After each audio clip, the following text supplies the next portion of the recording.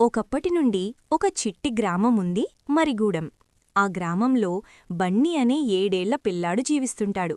బన్నీ చాలా క్యూరియస్, చాలా ప్లేఫుల్. ఏది చూసినా ఇది ఎలా పనిచేస్తుంది అని అడిగేవాడు. ఒకరోజు బన్నీ తన తాతయ్య గోదాములో చెదిరిపోయిన వస్తువుల మధ్య ఆడుతుంటాడు. అచ్చం అక్కడే ఒక వెండి రంగు గడియారం. ఆ గడియారానికి 3 బటన్లున్నాయి: గతం, వర్తమానం, భవిష్యత్తు.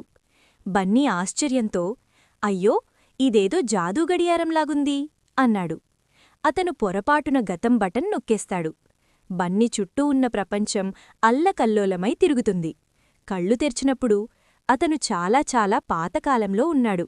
ఎద్దుబండ్లు, చిన్న చిన్న మట్టి ఇళ్ళు, పిల్లలు గోలీ ఆడుకుంటున్న దృశ్యం కనిపిస్తుంది. ఒక చిన్న అమ్మాయి మైలు అతని దగ్గరకు వచ్చి అడుగుతుంది, నువ్వు ఎక్కడినించొచ్చావు? నీ బట్టలు ఎందుకింత మోడ్రన్గా ఉన్నాయి? బన్నీ నవ్వుతూ, నాకు తెలియదు, నేను పొరపాటున గతం బటన్ నొక్కాను. మైలు బన్నీకి ఒక సమస్య చెప్తుంది. గ్రామంలో నది ఎండిపోయింది. నీరు లేక పంటలు పండడం లేదు. ప్రజలు చాలా బాధపడుతున్నారు. బన్నీ వెంటనే ఆలోచిస్తాడు, నేను భవిష్యత్తు నుండి వచ్చాను కాబట్టి ఏదో చెయ్యగలను. అతను తన జేబునుంచి ఒక చిన్న సోలార్ పవర్డ్ వాటర్ సెన్సర్ తీస్తాడు. అతని ఇష్టమైన గిఫ్ట్, బన్నీ. దీనితో మనం నీరు ఎక్కడ అండర్గ్రౌండ్లో ఉందో తెలుసుకోవచ్చు. సెన్సర్ పీప్ పీప్ అని శబ్దం చేస్తోంది. దాని స్క్రీన్ మీద భూమి లోపల ఒక పెద్ద నీటిరేఖ కనిపిస్తుంది. బన్నీ, మైలు, ఇక్కడ తవ్వితే నీరు దొరుకుతుంది. గ్రామస్తులు కలిసి అక్కడ చిన్న బావి తవ్వుతారు. కొద్దిసేపటికి నీళ్లు జలజలా వస్తాయి. గ్రామం మొత్తం ఆనందంతో డాన్స్ చేస్తుంది. అప్పుడే బన్నీ గడియారం మళ్లీ వెలగడం మొదలైంది. మైలు, నువ్వు వెళ్తున్నావా? బన్నీ స్నేహంగా, అవును మైలు, నాకు నా కాలానికి తిరిగి వెళ్ళాలి. కాని మీ గ్రామం ఇక ఎప్పటికీ నీరుతో నిండి ఉంటుంది.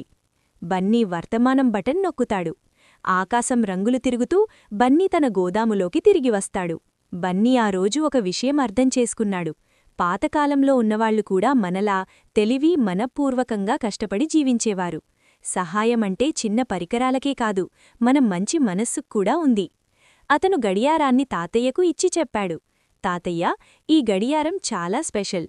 దీనితో మంచి పనులు మాత్రమే చేద్దాం. అలా బన్నీ తన మొదటి టైం ట్రావెల్ అడ్వెంచర్ పూర్తి చేసుకుంటాడు. కాని ఇది మొదటిదే, చివరిది కాదు. మా మాయ కథలు ఛానల్కి వెంటనే సబ్స్క్రైబ్ అవ్వండి.